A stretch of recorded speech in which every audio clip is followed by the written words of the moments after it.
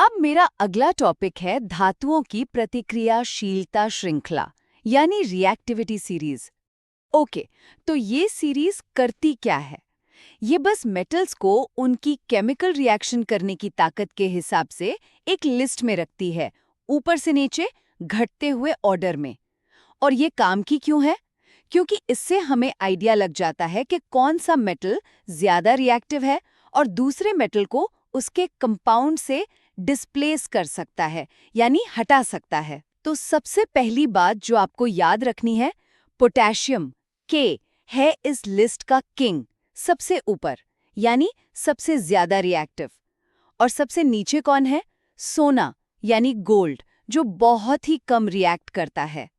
तो जैसे जैसे हम लिस्ट में ऊपर से नीचे आते हैं, रिएक्टिविटी घटती जाती है। दूसरी इंपॉर्टेंट बात है हाइड्रोजन H की पोजीशन। इसको आप एक रेफरेंस पॉइंट या मापदंड समझ सकते हैं।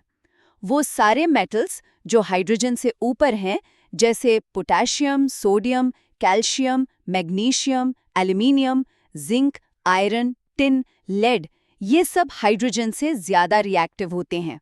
और आखिर में तीसरी बात, जो मेटल्स हाइड्रोजन के नीचे हैं, जैसे कॉपर, मर्क्यूरी, सिल्वर, गोल्ड, वो हाइड्रोजन से कम रिएक्टिव होते हैं। सीधी बात है ना? तो कुल मिलाकर ये सीरीज मेटल्स की रिलेटिव रिएक्टिविटी समझने का एक सीधा साधा तरीका है। पोटेशियम सबसे ज्यादा रिएक्टिव, गोल्ड सबसे कम, और हाइड्रोजन एक इम्पॉर्टेंट डिवाइडर की तरह काम करता है।